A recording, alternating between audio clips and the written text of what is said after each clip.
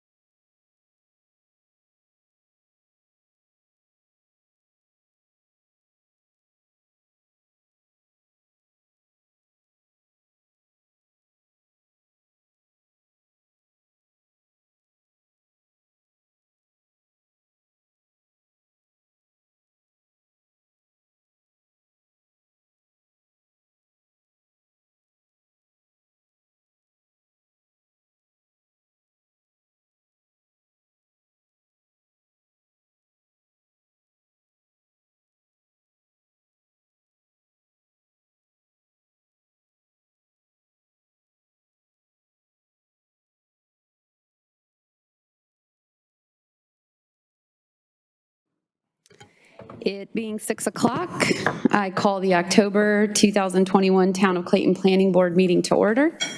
For roll call, we have all members present. It's a good feeling.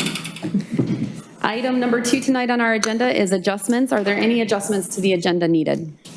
Okay. Hearing none, we will move on to item number 3A, approval of the minutes. Are there any corrections to the minutes needed? If not, I will entertain a motion. I move for approval of the minutes as written. Motion to approve Board Member Coates. Is there a second? A second. Second, Board Member Begley. All those in favor say aye. Aye. Opposed say no. Motion carries.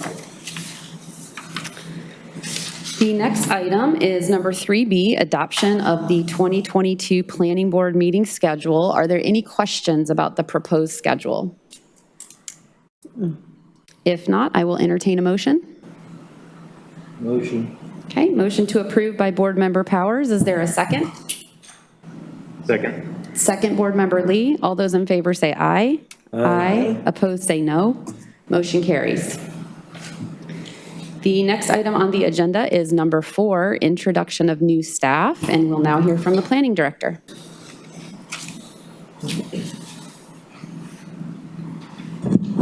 Thank you, Madam Chair. Just wanted to take a moment and introduce y'all to the newest member of the Planning Department, our new Planner 2, Aaron Pritchard. Come on up. Aaron comes to us from Morrisville by way of Wisconsin. Before that, has about 5 years or so of experience, has his AICP, is working on getting his Certified Zoning Officer certification. And so I'm extremely excited. He just started today, so he'll be helping out. He'll be working a lot on current planning. So you will see him quite a bit moving forward as we continue to have some planning projects come forward. So with that, just wanted to introduce him, welcome him, and Aaron, if you have anything to say. Sure.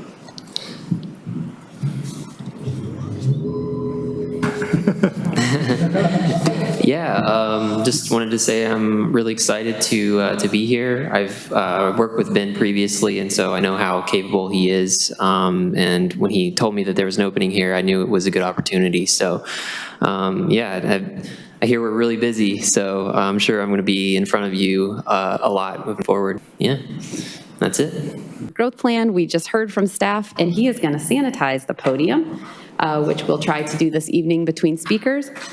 And thank you, and then it sounds like we'll hear from Mr. Petrosky.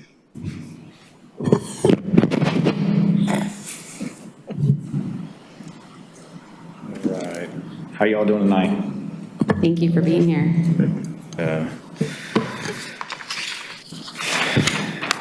So hopefully you've grown really familiar with the growth plan.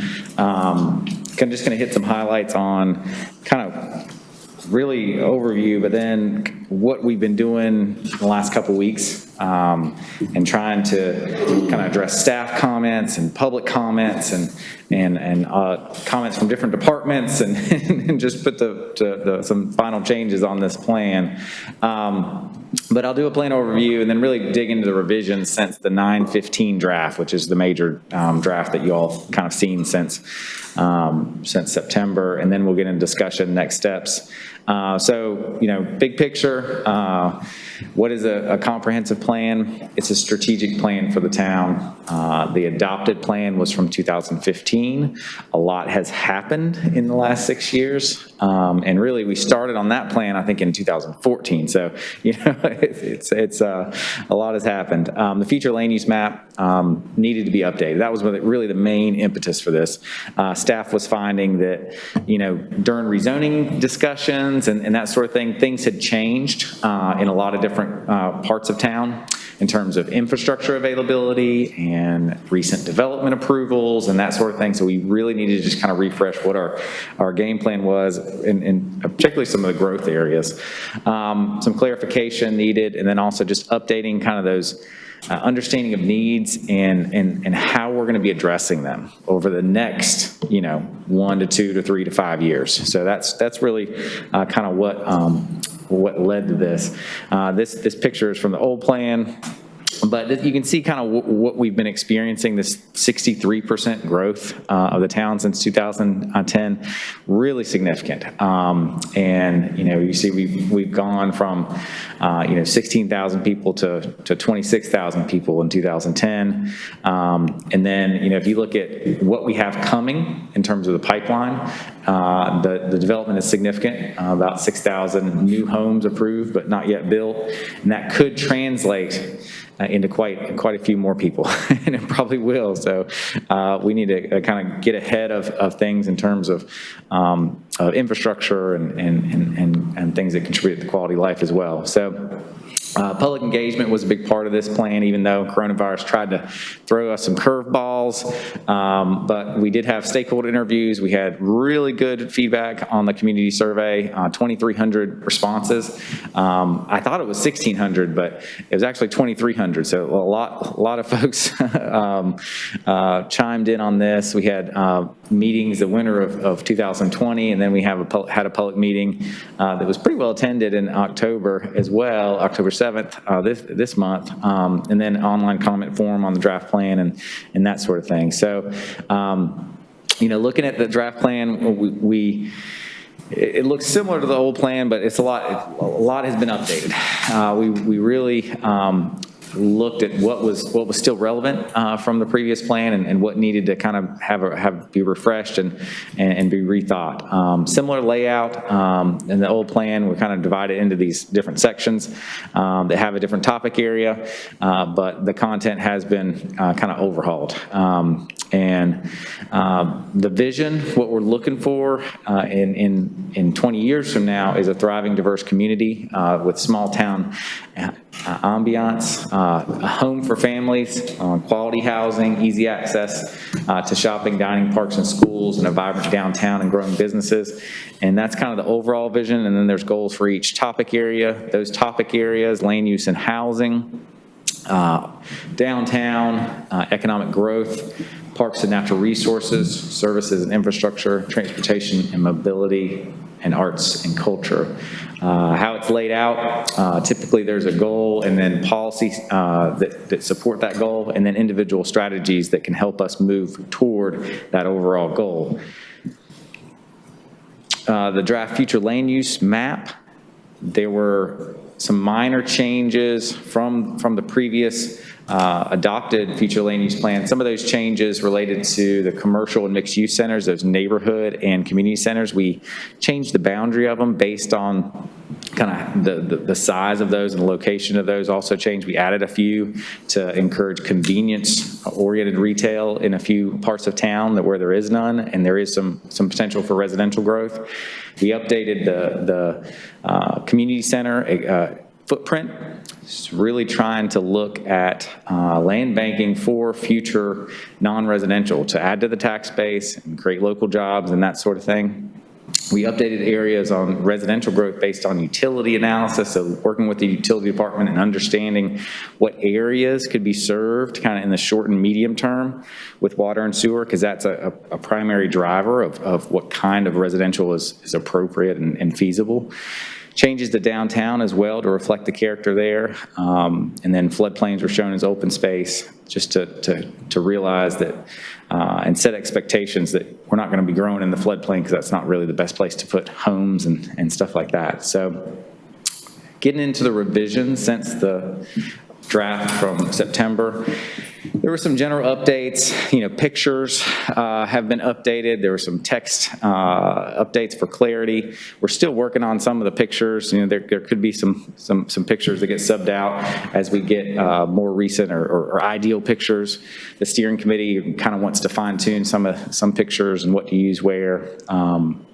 And then we had some topic area changes, and I'm going to go through each one of those briefly and just kind of talk about some of the changes made in each of these. So the land use recommendations, some of the future land use descriptions were edited based on comments from staff to clarify language, particularly as it relates to attached units and what was envisioned in different parts. I think we actually we had a hard rule. We said, okay, this much percent of attached. Instead of saying that, we said generally this is kind of the flavor of this area, and generally these are however many attached units, or percentage. But there's always going to be some flexibility here. This is descriptive, not prescriptive. So there might be some things that this board or the town council thinks it's close to how we described it, but there's still, this site is a little bit different than the rest of this character area, or the design of this development is really great, and it's, one dwelling unit per acre higher than what we said in the land use plan, but they're adding an amenity, or they're doing this that really makes it attractive and adds benefit to the town. So some flexibility there. we added a recommendation about the ETJ. As the population has grown, there is potential now to expand the ETJ bigger than it was, and because you can go a little bit farther if your population tops 25,000. So there is a strategy in there, a recommendation to consider expansion of the ETJ based on population growth and land use trends. And that ETJ is the extraterritorial jurisdiction where the town has planning and zoning authority. There would need to be coordination with Johnson County on that to understand, how that happens. There was a comment about the gateway areas of downtown, and those need to be addressed. There needs to be some better signage and better acknowledgement of when we're coming into downtown. So we did add clarity that the downtown master plan that we were saying is important should address the eastern and western gateways to downtown. There was a question about how do we implement recommendations for this mix of housing type that we say is important due to housing affordability and a lot of other things. So we clarified that recommendation a little bit based on working with staff, looking at their zoning code, the town zoning code a little bit, and understanding that there might need to be 1 or 2 more new zoning districts that get created. And those large might be floating districts, there might be a mixed-use district, and there might be a higher density residential district. And doesn't need to assign that right now, but it could be a floating district where you could see someone rezone to it in certain places. Also, a minor change, right now, there's not enough guidance in the code on accessory dwelling units. So dealing with that during the update of the Unified Development Code is a good idea.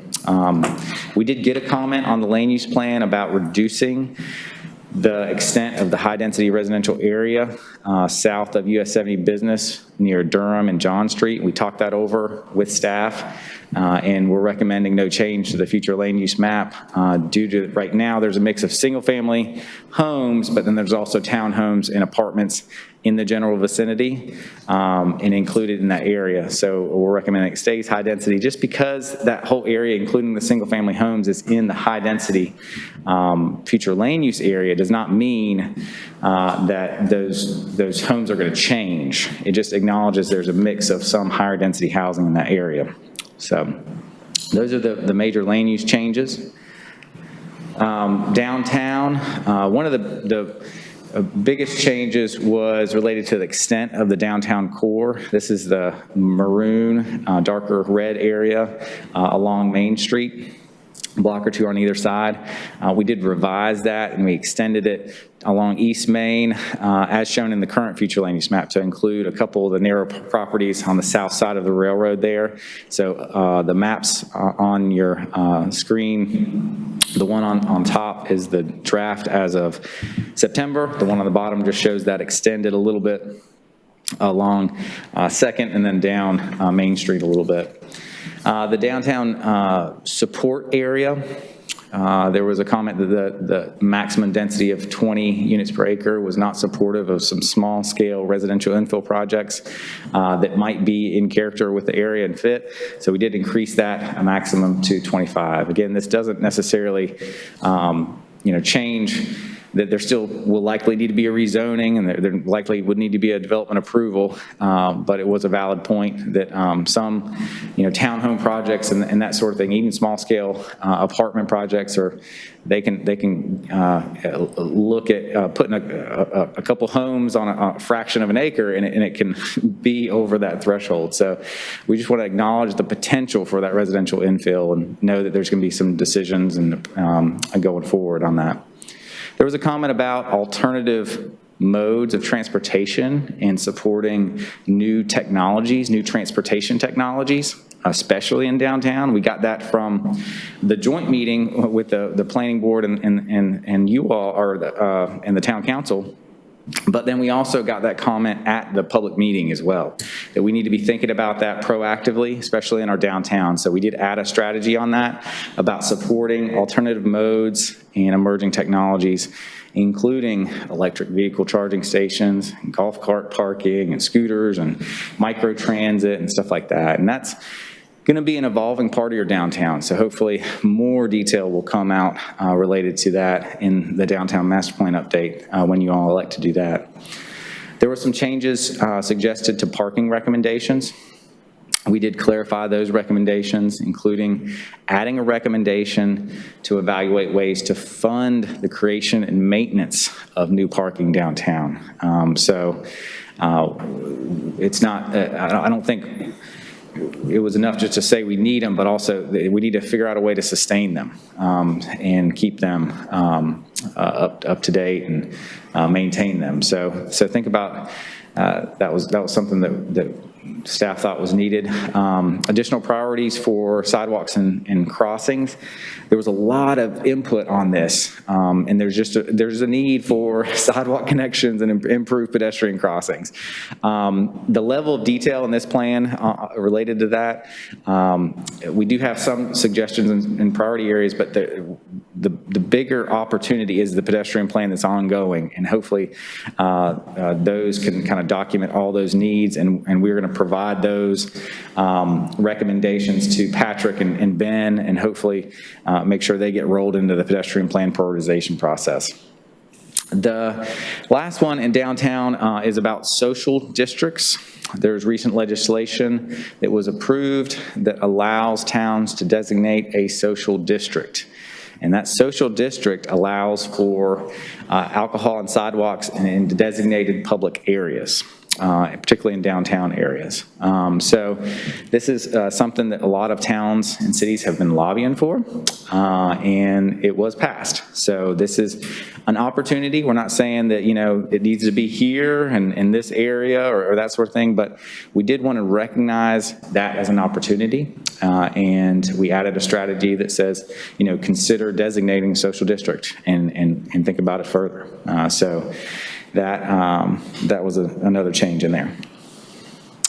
Economic development recommendations. There were some changes here. We added a strategy about continuing progress on Project Goodwill, an effort to build a JCC campus in Clayton. We combined two recommendations, implement and update the strategic economic development plan, just to kind of simplify language there. And then we also changed a policy to be continue business retention efforts and support existing commercial corridors. And then we added two strategies to clarify that, continuing business retention and expansion strategy, and then increasing employment and redevelopment opportunities along key corridors on 70 business and NC 42 and at the 70 bypass interchange. We really just wanted to recognize opportunity exists along those corridors as it relates to redevelopment. And then the last thing on this slide, evaluate additional services for tourists and visitors.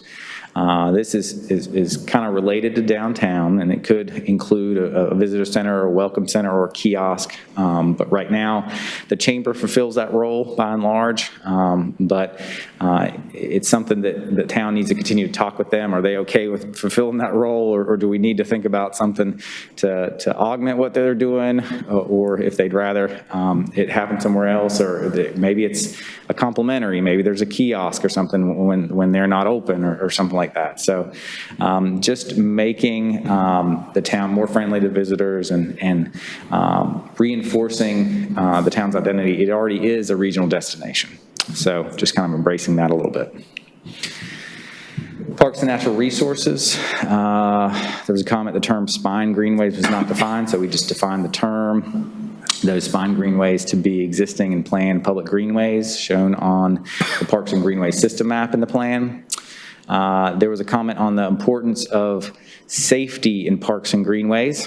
So we edited some strategies and also included a new strategy to continue to support a parks police officer and identify ways to ensure all users feel safe when using greenways and parks. And some of that's design of those parks, some of that's lighting, and then that the park police officer is a really good idea, so we wanted to acknowledge that as well. There was a comment on the river and greenway wayfinding and how the Neuse River doesn't begin at the county line, right? It doesn't sprout out of the ground when it crosses Wake County. So when we think about the Greenway, the Neuse River Trail, and then also the Neuse River is a blueway, thinking about that as a shared resource between the city of Raleigh and Wake County and Johnson County and the town of Clayton, and collaborating regionally on marketing that, but also making sure it's easy to understand where people can access it. And also when you're on the trail or on the river, kind of where you're taking out and what county you're in and what, what town you're in and that sort of thing. So that was added. There were some comments related to improvements at existing parks, that needed to be clarified there, and we referenced the need to consider improvements to existing parks during the future Parks and Recreation Plan updates, and then also the annual budgeting process. And then there was a comment about reviewing development proposals is too late to discuss needs for parks in different areas. So we kind of reframed that strategy a little bit from just looking at development proposals to coordinating with landowners and private development and other entities on opportunities, and also added some language about incentives and incentive options to figure out how we can jointly fulfill needs for parks and amenities in different parts of town.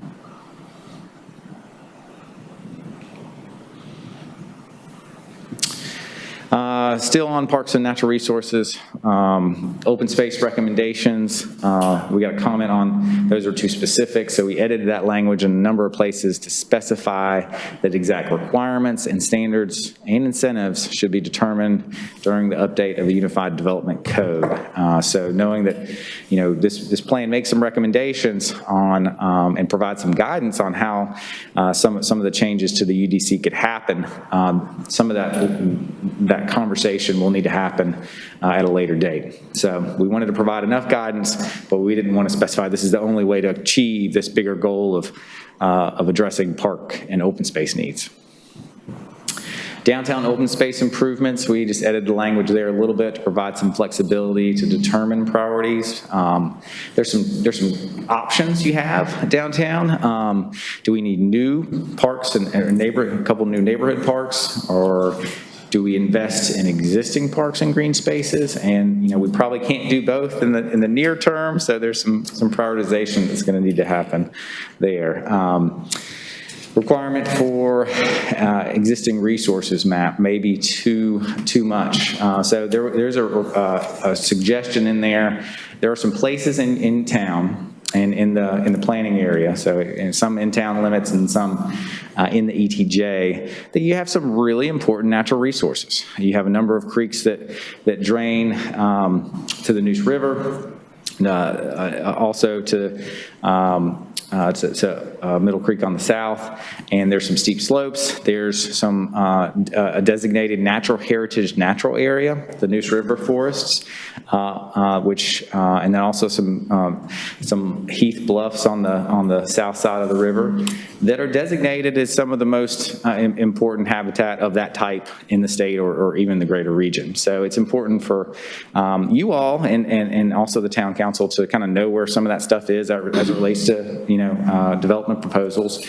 So one method of doing that is, and this doesn't need to be everywhere, it could be in certain areas, you require an environmental resources map where to show what existing resources are. That could be key habitats or steep slopes or these natural heritage natural areas. But we didn't want to say that it needed to be required all the time for every project. So we added some flexibility there and just simplified it and said that it's probably a good idea, but it could only be for large scale developments. It could only be in certain zoning districts or in certain future land use areas. Really, the most important areas are on the land use map, the light green areas, the rural residential areas, and then also some of the low density residential areas have some of those important resources. So again, something that could be talked about during the UDC rewrite, but thinking about where those big tracts of land with sensitive resources are and how do we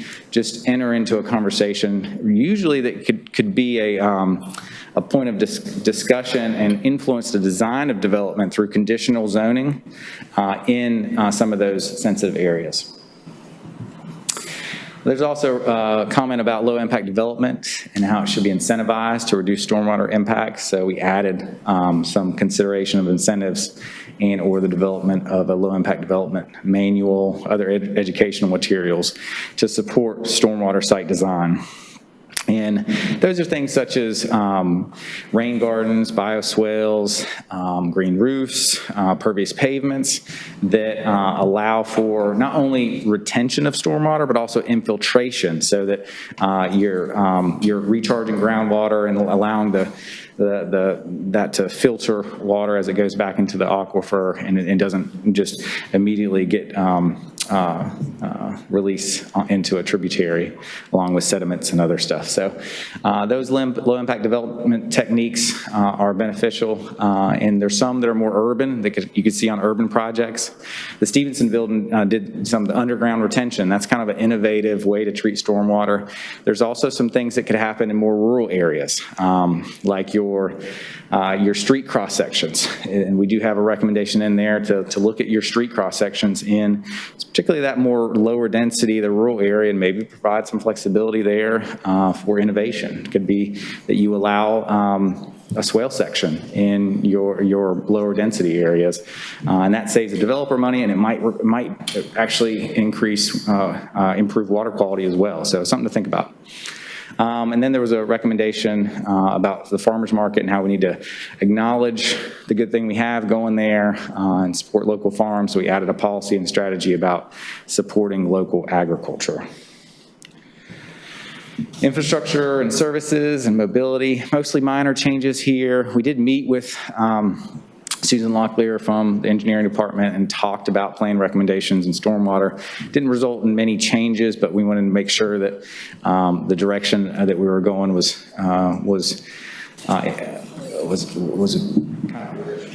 wanting to go. And then we also collaborated on the implementation steps for that area too. The library, Joy at the library provided some edits to the section related to library, so there's a lot more detail as it relates to kind of staffing needs and programming needs and building needs for the library there. On the transportation side of things, we retitled the right-of-way map to be the Roadway System Map, and then we had a detailed table and kind of the future that showed the future cross-section and some other kind of future design details of roadways that was in the plan document. We moved that to the appendix just to kind of tighten up the document a little bit more. But those were the changes there. And then one of the big changes that you see is just the implementation plan. This plan is broken down by the different elements in the plan, and this is the how-to. This is some of the steps, either plans, programs, policy changes that are needed in order to implement the plan. We work closely with staff, not only planning staff, but other departments, and have some detail here that builds on kind of the bigger picture recommendations in the plan. So I do have a copy of that. If you had a question about individual kind of implementation step or even element and what we think are some of the higher priority things, we can certainly go over that. Some examples on the land use and downtown elements that I'll just touch on. On the land use side of things, some of these recommendations in the land use are at the policy level. We do make some suggestions that how you can create and support the implementation of this in the Unified Development Code. But actual code changes, this plan is not going to update the Unified Development Code. Those would be subsequent efforts and subsequent conversations and decisions by this body and also the town council. So it's probably time to do some updates to the Unified Development Code and modernize some things and have it kind of more working in concert to reinforce kind of where we're going with the comp plan. And then small area plans, there's a number of things that we just weren't able to get to in terms of level of detail with this plan, like the downtown master plan update. There's some other areas on US 70 business and then also US 70 and NC 42 West area that probably need a little bit more detail.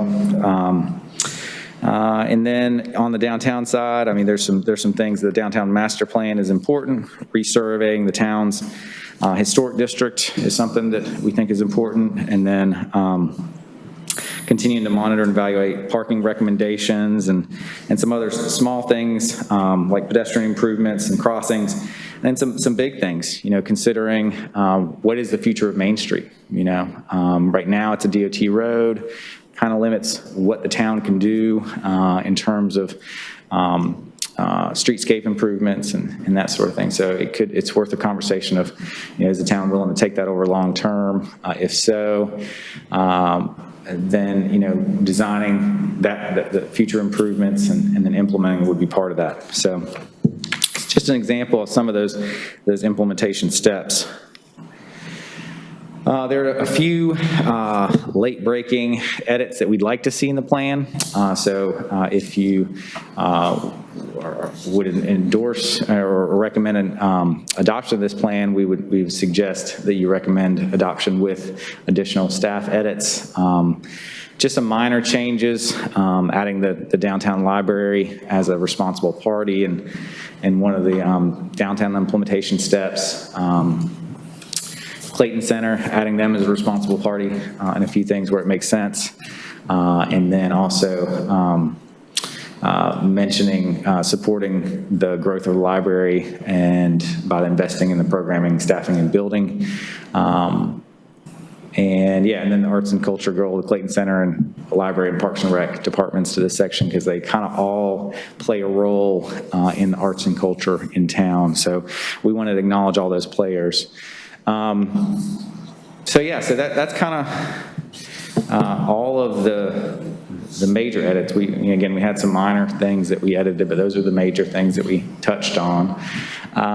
Just to talk a little bit about next steps before we kind of go into the discussion or questions is, we've had the joint meeting, and then we had your September Planning Board meeting, had the public meeting.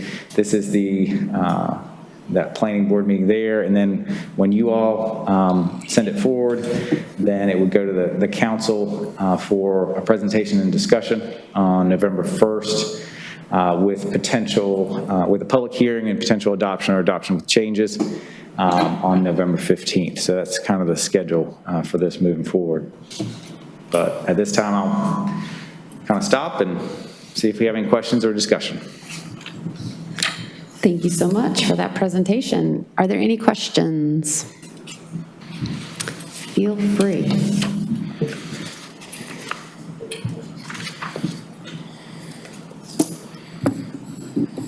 I have a quick question that this might just be way out in left field.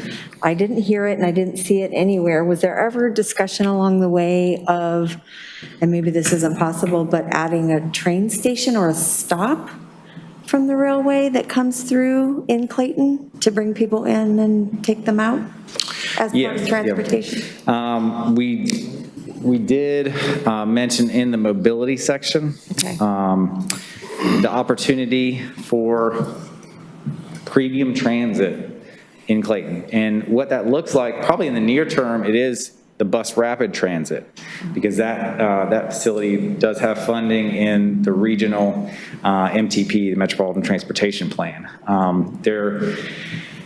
That's really from Cary to Clayton, like through Raleigh and through Garner. There's some details related to that we don't yet know. I think the capillary MPO, Campo, is still studying what that looks like in Clayton. Is it gonna stop at 70 Business? Is it gonna come into downtown? Is there gonna be a park and ride lot? Is there gonna be a feeder service? Like, a lot of questions related to this end of that. I think they know what it looks like from Garner to Cary, but this last leg needs a little bit of work. And then there is discussions of commuter rail. And I think that, we would love to have a stop in Clayton, maybe 2 stops. But there's some details that need to be worked out there too. You want to chime in? Hi, Patrick. Could this also be people who work in Raleigh could hop on this transit and get to Raleigh for work? Okay. I mean, that would be envisioned. The bus rapid transit and the commuter rail is envisioned as a commuter service. Okay, thank you. Patrick Pierce, Economic Development Director. So there are 2 feasibility studies going on concurrently right now for commuter rail and bus rapid transit. So bus rapid transit, as part of that feasibility, they're doing an alternatives analysis, primarily looking at the Business 70 corridor, and also looking at something alternate, like maybe Old 70 and Main Street and Front Street. They're kind of trying to figure out what that secondary route would be. Certainly want to hit commercial centers and key places on there, but that would be service. I mean, there's still a lot, but generally speaking, that service would be, rapid in its frequency. That still has to be set, but would be something that folks could go both east and west on throughout the day.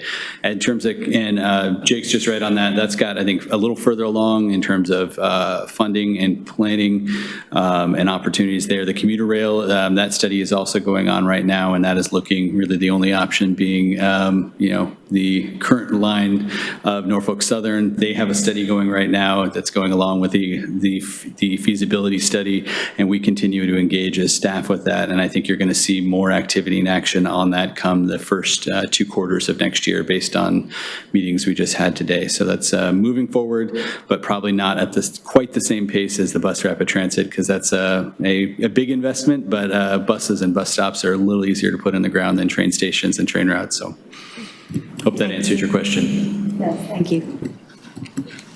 Thank you for that. Other questions from the board?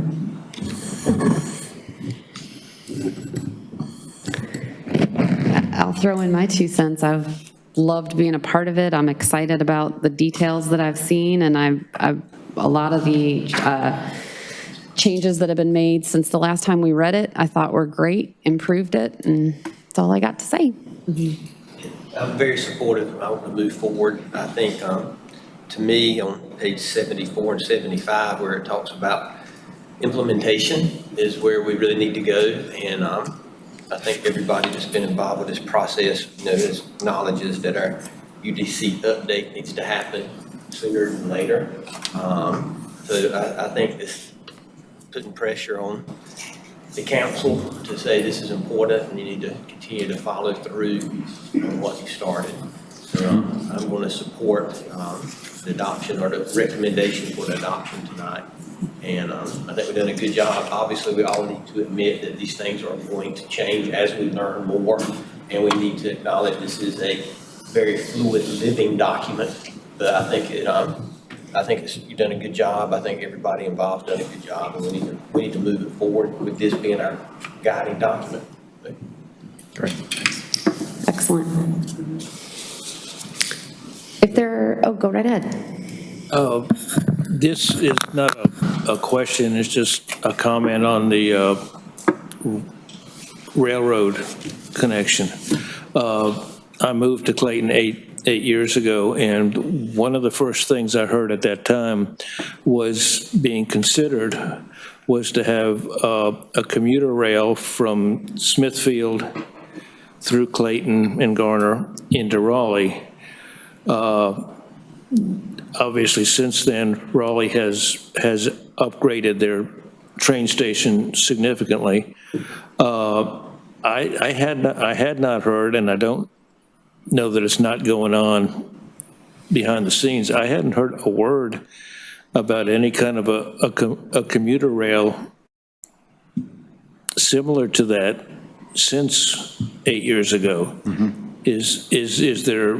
You mentioned that there was a meeting this afternoon that was mentioned. Has that been in the works for 8 years? Is anything being done about it? Well, I'll chime in, then you can finish it. So it began about 10 or 12 years ago with what was called the East Trans study. And that was an evaluation of both lines, existing rail lines, one from Raleigh out to Zebulon, and then one from Raleigh down, basically to Selma. And what came out of that was the Raleigh to Selma line looked a lot better. It would be a lot cheaper to use that because it didn't require so many major upgrades to the rail line, because that rail line out Knightdale, Wendell, Zebulon, it's in bad shape. It's got some hairpin turns, and the railroad doesn't even use it much at all. So that was like the first study, right? That basically said, yeah, this is probably a good idea. You probably need to move forward with this. I think the more recent study that Patrick is referring to and is kind of, the MPO keeps looking at it, and now they're getting to the point where the transit part of their long-range plan, they're really taking things more seriously and digging into more details and understanding, okay, like the East Trans said this was a good corridor, well, how could it really happen? And the next level of detail, next level of coordination with Norfolk Southern and that sort of thing. So I don't know if you want to chime in. I think that's Yeah. Great, thank you. Thank you. On some of the process down here for the JCC, involvement in Clayton, wasn't there something in that plan for the rail, some parking or something for that, or did I dream that?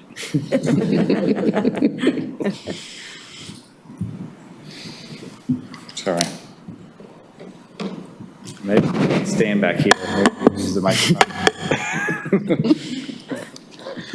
So there is a transit element to the Project Goodwill or the JCC campus. As further studies have gone on, it looks as like it might be, I think we'll see that analysis come to show that it's probably better served by the bus rapid transit system than the train system. And I think that actually gives more opportunity for development of trains and the commuter rail here in Johnston County. You could see a scenario potentially where you could have two stations here, one more downtown located, one more farther east, closer to our industrial partners and things like that. So I think that allows probably, there's some other complications too, as you know, that they're putting a gas line through there. So there's additional infrastructure and things like that that just, I think, kind of complicate having a train station there. So that's part of the analysis, but I would say that's what's being looked at. So there will be a transit element. And frankly, in my experience, To have a station up by the industrial part up there, Griffles and stuff probably, and one in town. And the information I had heard 8 years ago was one of the pluses for having this was Clayton already had a train station. And again, for multiple stations where you could get good downtown development and access downtown, but maybe a station that's situated somewhere that's got better parking and maybe a better infrastructure network that could support that and maybe spread that service out between the two stations there. okay. Thank you. Thank you. Okay, and just for clarification, if Board Member Lips.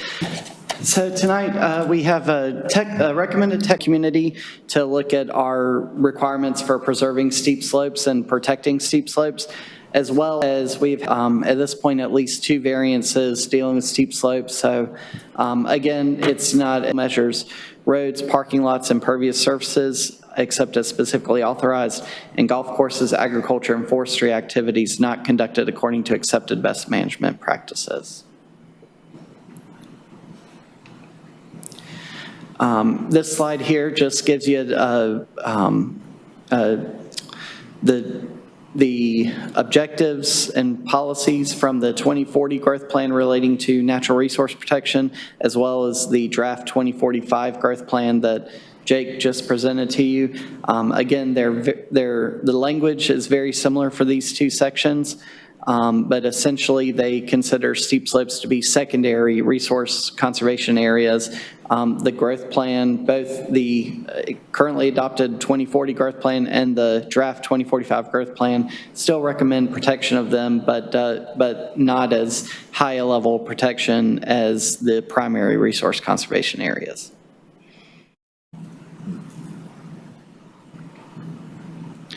So moving along to the options that staff has provided.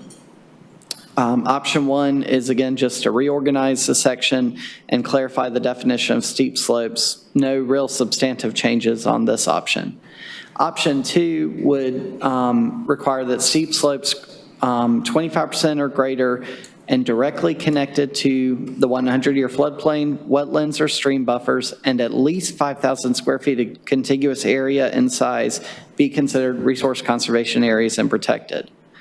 Option 3, again, steep slopes over 25% and within 100 feet of the 100-year floodplain, wetlands, or stream buffers would be considered resource conservation areas and required to be protected. Option 4 would require steep slopes that are directly connected to the features, the 100-year floodplain, wetlands, or stream buffers, by a width of at least 20 feet be protected. And then option 5 would remove steep slopes completely from the resource conservation area section with no protection required. I understand this may be a little difficult to read, but this is a map that we have put together showing steep slopes and other resource conservation areas throughout and around town. Really where you see some of the colors along the river, and then in the, I think, southern area of town are really where a lot of the steep slopes and resource conservation areas are. And then this is a map, and I'm actually going to call Joshua Baird, our town engineer, up. He helped develop this map. This is a map giving you an example of areas of how the different options that we provided tonight may impact particular area.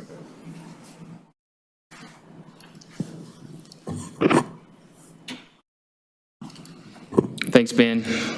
Good evening, Joshua Baird, Engineering Director. Ben, you meant to remind me, is there a pointer? Look at there, I figured it out. All right. So hopefully, one of the goals, and as we've laid out 5 different options, we thought it would be beneficial to actually put an exhibit before you and talk through maybe how each of those would apply, what may be considered resource conservation as you work through the different alternatives that we've put before you tonight. So we've created this exhibit here, worked with our GIS department. Thanks to those guys for helping, did a lot of the legwork and pulling this together. And going through and just analyzing, this is not based on survey data, it's just based on county LIDAR, so light emitting from airplanes and other things that we'll be able to actually understand what the topo of the existing land is. And we've been able to pull that LIDAR down, run some analysis within GIS, and try to work through what different scenarios would be there. So a lot of discussion tonight really pertains to those steep slopes. We're not proposing any changes that riparian buffers, floodplains, or jurisdictional wetlands be changed in any way. It's really just all geared towards those street slopes. This here diagram doesn't necessarily show all those other features. The blue line, for kicks tonight, if you will, bear with me, we'll assume that that is the riparian buffer, all right? So we'll assume that that is riparian buffer, and then we'll walk through how these steep slopes in relation to that would be affected. So the first option before you is really no change. So it would be as is. Everything shown here in green. Oh, wrong one. Let's see here. There we go. So these green areas out here that are meeting that definition of steep slopes, they're greater than 5,000 square feet contiguous, and they're of greater than the 25% in terms of topo. All of that, as the current ordinance, would be a protected area, resource conservation area, and those prohibited uses would not be allowed in them. So, and I don't have my notes, but option 2, I believe, oh, yes, sir. Just some points of reference. I'm having a really hard time, and I know Clayton pretty well. I'm having a really hard time figuring out where we're geographically talking about. Is this Riverwood? Is it Glen Laurel? Is it Rolandwood? You know, like where are we actually? To be honest with you, we chose we chose somewhere, and I believe this one is outside of jurisdiction. I believe this is outside of corporate limits. So this is just a random site that we found that we thought would provide some good definition in terms of what's in, what's out at a site. So I believe this is close by, but I don't believe it's in the corporate limits. And to be honest with you, I don't know that I know off the top of my head which site this was from. So it's more just to run us through the examples of how the they would affect this. Exactly. We wanted to put Okay. just kind of, I'm not Gotcha. going to say completely hypothetical, but because it does, we did want to capture the existing conditions and terrain in and around Clayton, but we weren't sure if we wanted to put an exact within jurisdictional sites here before the board tonight. So we thought we would find some type of, not completely hypothetical, but something that we thought hopefully would capture the terrain that we do see here in Clayton. Okay, thank you. Help. So the second option, I believe, is directly connected. Did I get that one right? So anything that is directly connected. So what that would be is, say this pocket right here, it's really not really directly connected. There's no direct benefit to the, or I'm not gonna say benefit, no direct connection to either the buffer or the floodplain. This would be another example here. That's just a pocket, an isolated of steep slope that would not be connected. And so in the second scenario, these pockets that are not directly connected would not be considered resource conservation areas and would not be protected and prohibited from the uses that were provided earlier. I'm going to jump to number 4, so bear with me. It's similar, I believe, and if I'm not mistaken, correct me, Ben, it's directly connected with a width of at least 20 feet. So what that would be is if we're looking to see, suppose this one right here, all this is directly connected here, this red, this yellow, but then there's this little strip of 25% slope or greater that is shown through here. And again, I'm not scaling it off, but suppose that that is only 5 feet or 10 feet. It's a short segment. If by that definition, and we're not looking, it doesn't meet the minimum width of connection of 20 feet, that area would not be considered a resource conservation area and subject to the prohibited uses and the protection moving forward.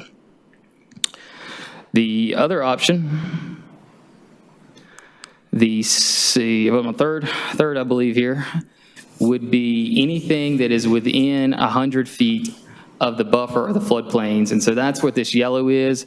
It wouldn't matter if it's directly connected. If you just basically took a buffer of 100 feet around floodplain, jurisdictional wetlands, buffer, it would capture that. And that's what this, this yellow is actually capturing. So it would be a portion of it, even though the larger sail, I'll say sail here, the larger area here, these areas that are outside, just outside that 100 foot would not be protected. And then the last one would be removal of steep slopes altogether, and that would be just strictly, and this diagram doesn't show it all, but the stream buffer, 50 feet buffer on either side of the stream, top of bank, that's a state regulation. Any jurisdictional waters of the U.S. and wetlands or floodplains. And so any steep slope outside of that would not be protected and would not be contained in the conservation area. Josh, I've got Yes, a sir. question for you. The Neuse River buffer regulations are, from what I understand, the most, Stringent. the hardest in the state. We're more regulated than any other river basin. Is that correct?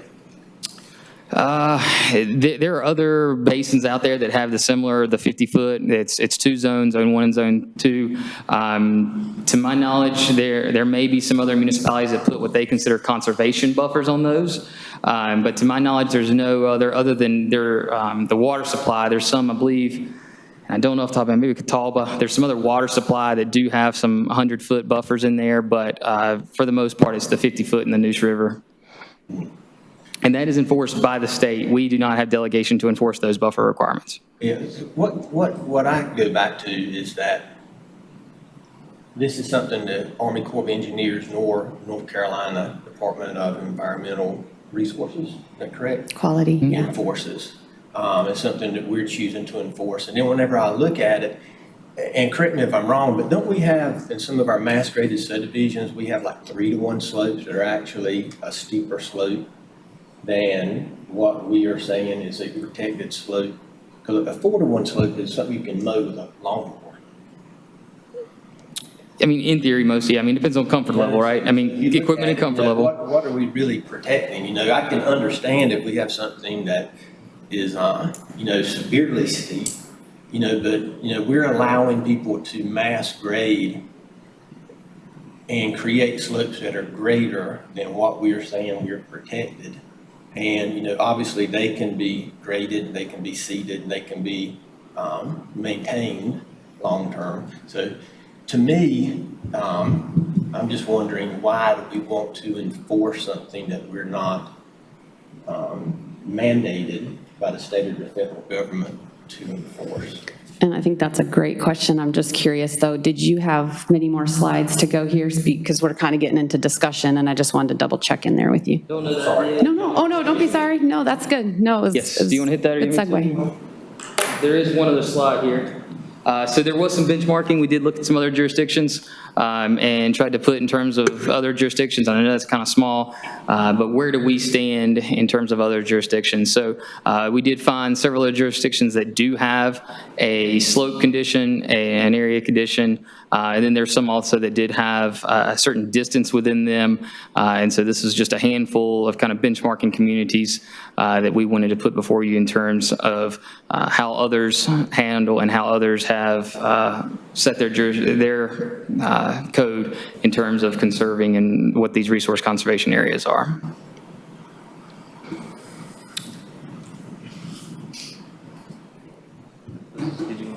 So with that, I guess, or I'll turn it back over to Ben, or I can certainly continue questions. Sure. So Ben, did you have additional, we're just ready for discussion at this point? Okay, thank you both so much. And then typically the flow I go with here is public comments. I'm assuming we don't have any out there this evening. So at this point, I will turn it over to the board for their consideration. Can you put up those options again? Yeah. Thank you. First, I wanted to say a couple things. Thank you for this additional information. This was, I know that took some time to put that together, particularly that table comparing us with the requirements in other municipalities, as well as the map trying to kind of illuminate for us visually. Yeah. Really appreciate that. That's very helpful. And I just, for the board, while you're kind of thinking this over, and feel free, of course, if you want to look back at a different slide to let them know. I also did a little research of my own today, just kind of looking at other municipalities and sort of what's out there. I also would like to throw out there that we did have, as mentioned, there were two, I guess, requests or two sites involving this variance or this ordinance lately. And so for those of you on the board who maybe didn't see, there was a Board of Adjustment meeting just a couple months ago where a site was granted a variance and it was involving the slope issue, just to kind of put it in context for other people here. And then I have additional comments. I'm gonna let other board members jump in here, but not hog all the airtime. Well, then I'm going to keep hogging it. So I did research other municipalities today as well and see that they generally have something on here. So I guess going back, touching on what James was saying, the site that went before the Board of Adjustments, it had already been weighed in on by NCDEQ and Army Corps of Engineers. So I was confused kind of why we had this, or why other municipalities have this in their code to begin with, when we have state and federal agencies that seem to be dictating this anyway. So maybe we could start with that.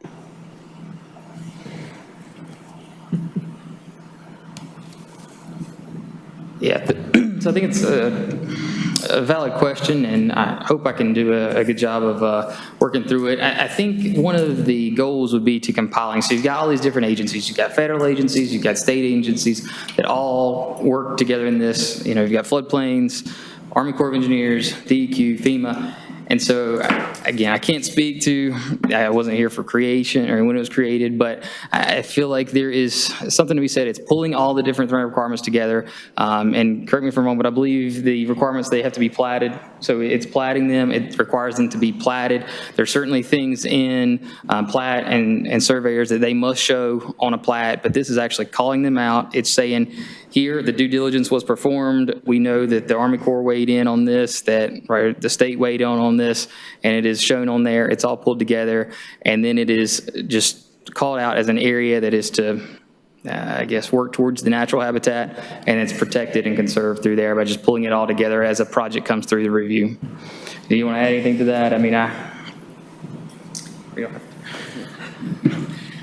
I will just say, I think, like you said, a lot of other jurisdictions do this. And a lot of times it's just, it's the local jurisdiction making it showing that it is a priority to protect, these things that may already be protected by other entities. It's confirming that the municipality itself does want to also protect it and ensure that these areas are protected. And as Josh mentioned too, a lot of the times in the ordinance where the state or the federal government for some of these things would just require protection, but not really dictate how that is protected other than they can't be touched. With a lot of ordinances, including our ordinance, we require them to be platted outside of single-family residential lots so that it's not up to a homeowner to protect it. It's up to a HOA to ensure that it's protected, or it's up to a broader entity to be protected, and we're not relying on lot owner by lot owner to know that they have wetlands or steep slopes on a portion of their lot. Okay. Thank you. And that does all make sense to me as well. I saw a lot of things like that in other municipalities, preambles to their regulations here. However, as we are all seeing, this particular ordinance is causing friction here. It's coming to Board of Adjustment, and then they're actually finding a good rationale for not using that ordinance for a particular development or another. So I think as I'm reading through this, and I really appreciated the options, the kind of scale that you offered, anywhere from not changing it at all to completely doing it away with it.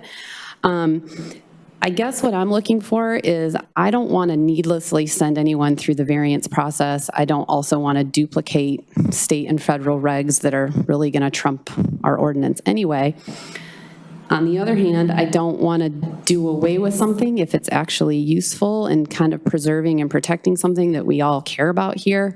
So I had really two recommendations that I was kind of hoping is, one, maybe get more of an expert, and I don't know if that could come from like the Soil and Water Conservation Service or something to weigh in on what municipalities facing this are doing right now. And then again, with your graph, just looking into that a little more, what are other municipalities doing? I've seen ranges anywhere from 15 to 40%.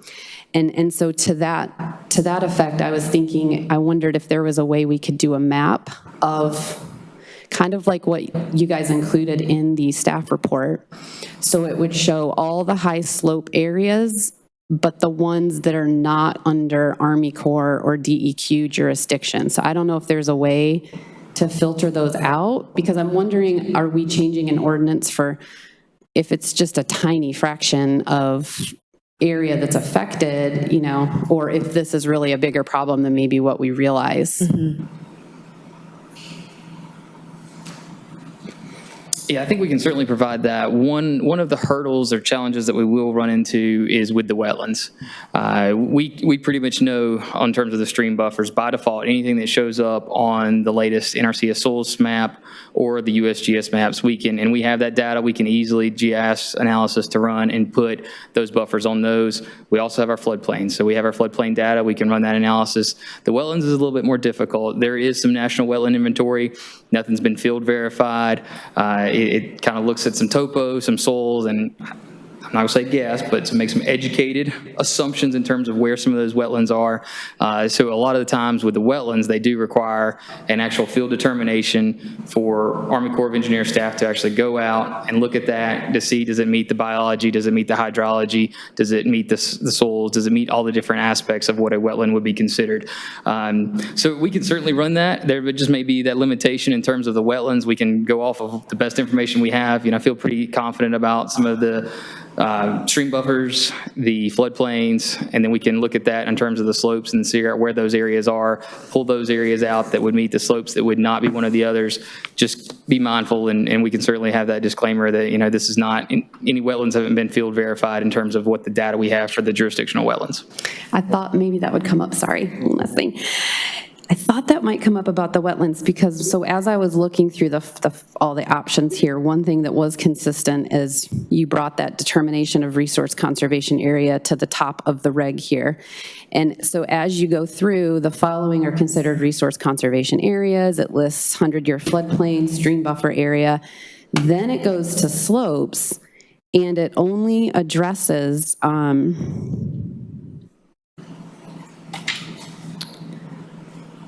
okay, maybe not. I thought that that slope was only pertaining to the floodplain and the buffer areas, but does it also include item number 4, the wetlands? Yes, the wetlands would be separate. Okay, gotcha. I wonder where I was thinking that. Okay, James, go ahead, you had it. I think we've got limited resources.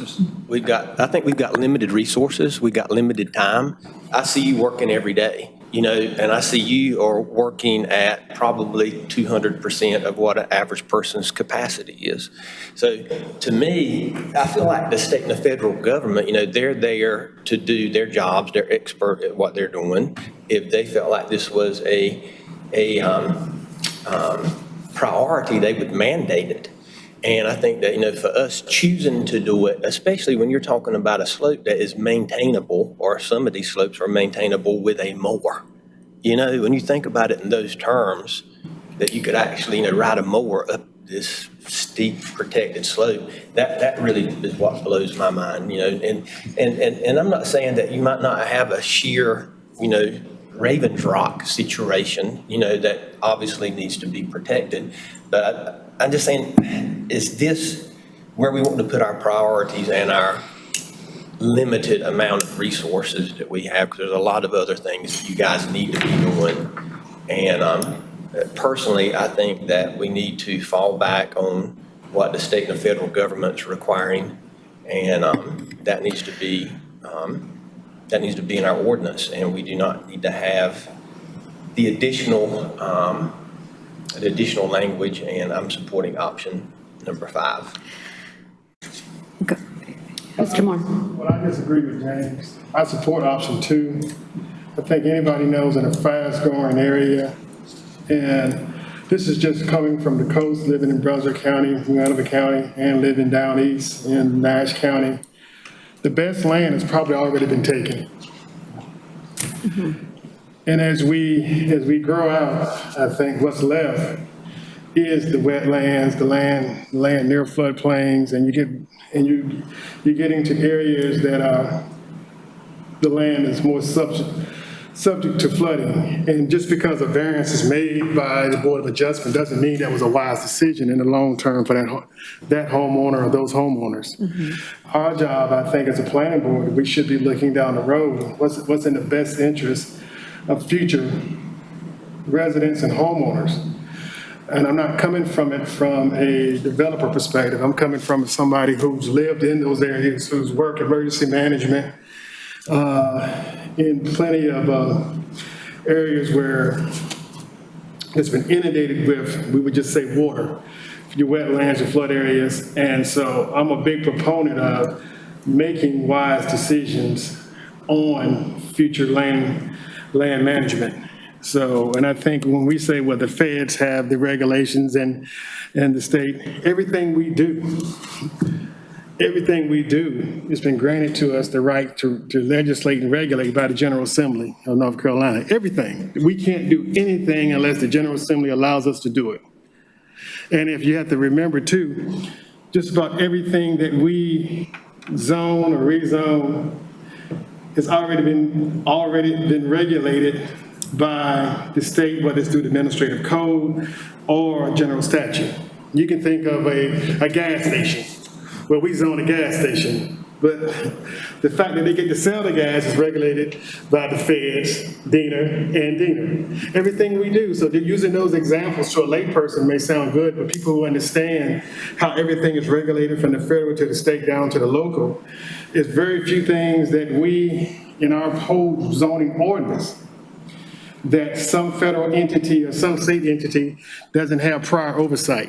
Mm-hmm. And the one thing we can't do as a local level, we can't do anything to take away from the standard. We can have a higher standard, but we can't take away from the federal or the state standard. So making those analogies is good when you're talking to the public who may be a low person, but the informed people already know that our job is to protect. And I can tell you the reason that the houses, the 100-year-old, the houses in downtown, why downtown was developed where it was, or where it is, yeah, it was probably because of the railroad, but it was also based on the quality of the land at that time. The worst land gets developed last. So if you're in a fast-growing area, eventually you're going to hit the compromised land. And we want to have developers, if they come, they'll build it. But the job of planning boards and the city is to look out for these future residents. And I think that's what we're trying to do here with these buffers. Yes, you can mow a buffer, but when you got tens of thousands of gallons of water, that buffer may mean the difference that you can mow, be the difference between water in someone's living room and water being protected that's in some type of reservoir, and that slope may be that reservoir. So that's my 2 cents. So we haven't made a motion yet, but I would support option 2. Thank you. We aren't talking about mass grading and filling slopes, though. So I don't understand personally, and I'll be educated, how you feel like this is automatically going to a flooding issue, because, you know, you've got one subdivision just needed to put in a road. It was just putting in a simple road to be able to access the property to meet our ordinances, and had to get a variance for that. So I understand to an extent what you're saying, but I don't understand. But unless that road was a dirt road, unless that road was a dirt road, it was an impervious surface. So, and that runoff had to go somewhere. So everything ties back into this issue.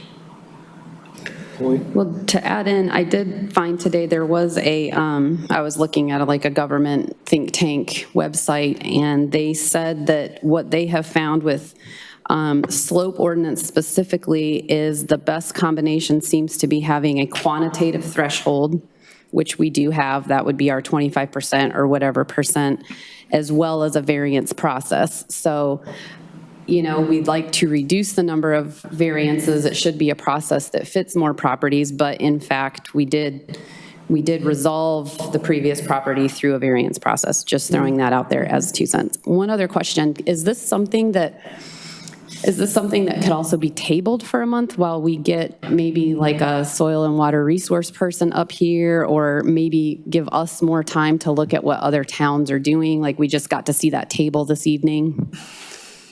I mean, the planning board can always choose to table this.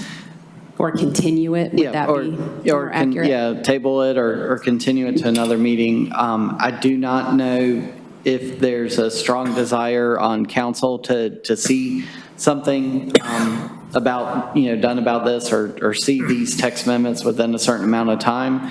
I have not necessarily directly heard that. I know there was a hope that we could get something to the current council on this, but again, if the planning board is not prepared to make a recommendation tonight, they can certainly defer, ask for more information and talk about it some more in November. May I? Yes, sir. May I say something? It has been mentioned here that developers only grade to what's usable, and the mention of being able to mow and stuff like that. Since I've been on the board, and it was several years ago, there were multiple problems at Cobblestone subdivision where the slopes were eroding down the hills, the shrubbery or whatever like that, and at that time they got the developer back in to fix some of it, but I'm assuming that, and I don't know that any of this has changed since then, but I'm assuming that the slopes that were in were approved by the town, or they wouldn't have been done.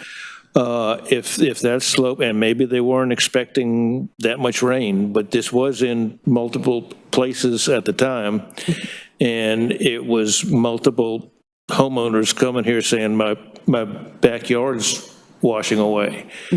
And that the developer had to come back in. But if what we've got on the books for the developers to put in the maximum slope they can have, or whatever, however that would be described, maybe that needs to be looked at the same time. No, go ahead. Yeah, No, go ahead. certainly. So it is somewhat twofold, right? This really pertains to some of those existing slopes in terms of what are we going to be protecting. And then to your point, yes, there are also, and we do have engineering standards. We're also working through that in terms of looking at updates with those. And then that gets into the proposed condition. What do we as the town allow in terms of that new slope? So is it a 3-to-1 is the max slope, and anything that, or 4-to-1, anything that above that requires engineering calculations into slope stability and how that is going to be stabilized, whether it be some type of matting, turf reinforcement, or any other kind of erosion control. So, certainly is a valid point. And as we look and as we work through engineering standards as well, that is something we evaluate. Not familiar with that specific instance there. Was not here with the town. And another thing to keep in mind too is the town recently took over sediment and erosion control jurisdiction from the county. And so as part of that, we are looking to ensure slopes are properly stabilized. There are certain conditions that was under the county's jurisdiction before January 1. Now it is in the towns. And as we looked at that, that's something we certainly can keep in mind in terms of that proposed condition. What is appropriate? Are we getting proper engineering calculations that actually do show that that slope will be stabilized, and from certain rain events, it's not going to erode out under proposed conditions? If I could, just my 2 cents, and not coming from any other thing than just loving Clayton and appreciating that. I think we should, I think this is super important. I think we should protect it now. We have a big growth plan that we just approved to go on to, council to be looked at and reviewed. So I think that weighs into, and I could be wrong, but I think that plays into the fact that these things are going to come up more and more and more. And maybe as each variance comes, or as each item is brought to us, we look at it in a more depth way in that you just described, case by case. But at this stage of the game, I feel like we need to have protection of these things, or they're going to be gone quicker than we can say boo, right? So I feel like it's super important that we protect our wetlands, that we protect these things. Slope, no slope, that, for me, it's the protection of our land that we love here, and that we're going to lose a lot of that overview of Clayton and what it brings to the table, and some of the ambiance that we have here, if we just allow it to kind of be, built on and not really give it consideration. So, I'm not so concerned with what other townships and places are doing. I feel like this is our space. This is what we're here to look at. And so for me, I would be with Board Member Moore in option 2. I feel like it needs to be protected, and we need to keep a handle on it, and everything else is case by case. That's my 2 cents. Thank you. Madam Chairman, I agree with both Ms. Begley and Mr. Moore that I would be in favor of moving forward with option 2.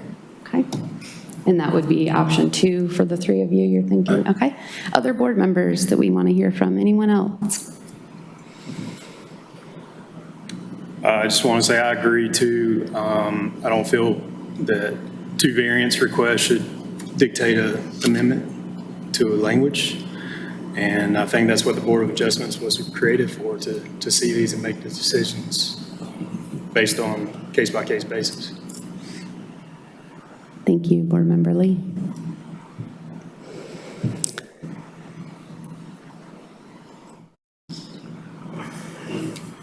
Excellent discussion here tonight, for sure.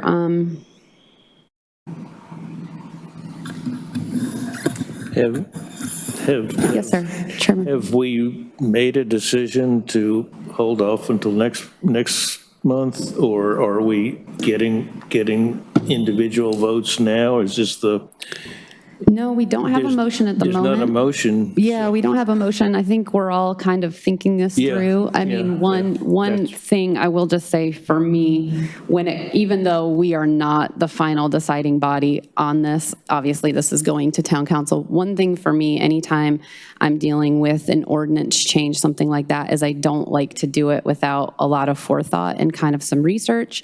And I know that this was rushed just all together. So I'm not pointing out staff in any way on this. I appreciate everything you pulled together tonight, but this is something that I just started reading about in depth for the first time on Friday. And so that's why most of my comments have kind of been, cautious and more trying to gather information. I don't, just for example, option 2, 3, and 4, I was really curious as I did my research. I didn't see anywhere else where the 5,000 square feet came up. I was curious what kind of implications that might have. For option 3, when you talk about 100 feet from the floodplain, you get into things like, well, where does that 100-foot measurement begin? I know that sometimes those kinds of numbers can get really contentious, and I was just curious, where do we even start that measurement? What's the overseeing body to verify those measurements? Same with the 20-foot in option 4. These are the devils in the details sorts of things that I worry about when I make a rush decision, I guess is my 2 cents, and why I was more thinking tabling it for a month, maybe hearing from an expert in the Soil and Water Conservation Service, just not to disagree with it, what anyone has said here tonight. These are all valid arguments, and they're arguments happening really across our country at the moment. But that was just my mindset, is coming with a more cautious approach when I'm talking about changing a law that's on the books. That being said, we can't entertain a motion. Madam Chairman, I make a motion that we recommend option 2 to the town council. Second. Okay, we have a motion to recommend option number 2 to the town council with board member Coates, and we have a second, board member Moore. All those in favor say aye. Aye. Opposed say no. No. Motion carries. Thank you. Thank you very much for that discussion. The next item on the agenda this evening is number 7, Planning Director's Report, which means you don't have to sanitize the stand this time. So I just wanted to add this on to give the board a chance. Well, one, I wanted to remind the board, I know there were a number of you present, but the council did adopt a proclamation at their last meeting proclaiming October as National Community Planning Month. So if you'd like to see the proclamation, please feel free to stop by on your way out. We will display this up in the planning department lobby at least through the end of the month, and it'll probably stay out there for a while. Other than that, I don't really have much else to report, but I did want to also take this opportunity to, being new myself, and give the board an opportunity to let me know if there's anything in particular they would like to start hearing, in ways of whether it's a report or updates each month at your meeting, if there's things you're curious about, or if there's particular information you would like staff to be presenting to you each month. I'm happy to do that. We can, work through as we move along. It's certainly not something you have to tell me tonight, but just something I did want to mention. I know in other places I've worked, we've often had some sort of report from the staff or the planning director that the planning board gets every month, whether it's a verbal report or a written report. But if there's something that the board members would like to see in ways of a more informal report each month, I'm open to seeing what we can do and what kind of information we can provide to you. Excellent. First, I'd like to say thank you for staying for this month, because I know you've been through a lot and a big-time learning experience, so you've made it through probably the roughest part. Personally, I would not expect anything really more of you in reporting to us until you got a full contingency of staff.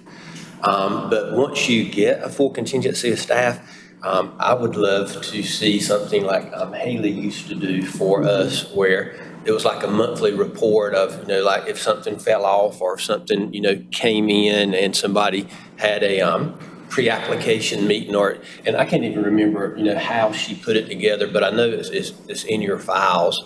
And I thought that was very helpful. And it is good to know if you hear something out in the neighborhood saying, well, so-and-so said so-and-so is being considered, being a planning board member, it would be nice to say, yeah, I've heard that, and something is happening, or like, I don't know what in the world you're talking about, So again, once you get staff, because I know that you're so grateful you had the new hire tonight and able to introduce him, and I hope you can get great people in quickly to fill those other seats. Well, and to that point, one of the reasons I wanted to bring that up is that I know with the recent changes to the ordinance for 160D, there is a lot less coming to the planning board now in terms of development. I mean, we'll have plenty of text amendments coming forth. We have as you heard tonight from the growth plan, we have a unified development code rewrite that we are planning to move forward with as soon as possible. We also have a couple of small area plans we're going to try and move forward as soon as we can, depending on budget. But I know one things that you'll see less and less of is that regular development. So, a lot of site plans now and even subdivisions are administrative approval. So that's something that I can certainly look at, as we really get moving with 160D, we can start bringing you information about site plans or subdivisions that have been approved administratively that you may not have heard about or know about. We can certainly work on that. Thank you. And I have one thing. I know over the past 2 years, Mr. Coates has had some queries about it and myself, but I noticed earlier in the consultant's report, it was estimated that on the single-family residential, it was approximately 2.5 residents per residence. One of the things that's always bothered me is that how do we take that 2.5 people per se and correlate that into vehicles for parking in apartment complexes or parking spaces for single-family homes? Because as our lots in Clayton, some of our recent subdivisions get smaller and smaller, it's bothered me, and I'm not going to call any names, but I've rode through some of our newer subdivisions in the evenings when people are home, and there's no way a fire apparatus can get through those neighborhoods. But on the streets for their on-street parking, and some of it is our fault because of the driveway length.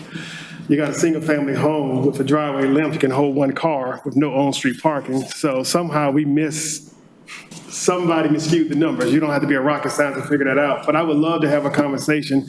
How do you correlate the 2.5 persons per residence to the quantity of vehicles when you're making a decision on your recommendations? And just briefly, I will say that I think you have an excellent point. It is hard to make that correlation, especially when it comes to code. I do foresee that that's one of many areas when we do the UDC rewrite. That's one of the reasons also we would be going out for consultant help on that UDC rewrite, would be to help us address issues such as that, such as how do we deal with parking in single-family residential subdivisions. I've seen it done different ways in different communities.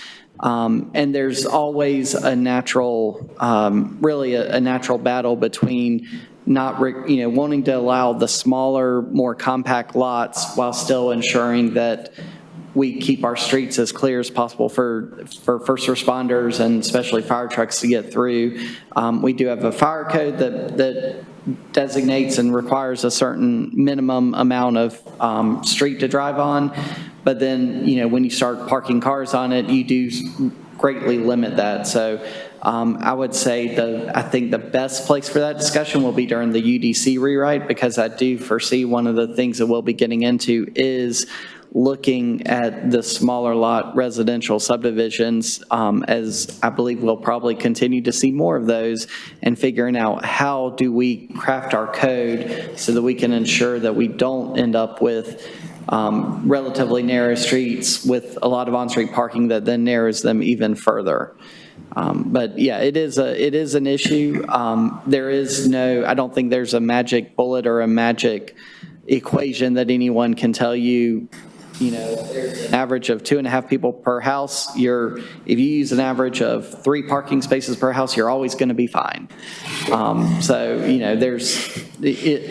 There's some folks that, there may be 2 people in the house, they may have 4 cars. There may be 3 people in the house that may have 1 car. So, but really how you deal with that is, we can try and address it through code, through requiring, ensuring that we have good length on our driveways, good width on our driveways, whether we allow garage spaces to be counted or not, because a lot of people frankly don't use their garage to park their cars in, whether we require on narrow, dense subdivisions, if we require them to put, areas where they have off-street parking for visitors or whatnot. So those are some of the different ways I've seen it addressed in the past. I'm hoping through the UDC rewrite, we'll have a good consultant that can help us walk us through those options and maybe even others that are out there. Thank you. Appreciate it. I'm happy that we would address the code. We have one development in Clayton right now that police are writing tickets because they're blocking the walkway. The homeowners association is citing some of the residents because they're parking on the street. One house in this particular development has 4 people in it, and they have 4 cars. And the code doesn't. The builders are going to build what the code requires. So the code needs to be changed to prevent this kind of situation. That's my only opinion. Thank you. I think that's the 4th person to mention tonight that UDC rewrite, so. Thank you. Any other comments for the planning director this evening? All right. Thank you, sir. Thank you. The last item then on our agenda is number 8, informal discussion and public comment. Is there anyone in the audience who would like to speak at this time?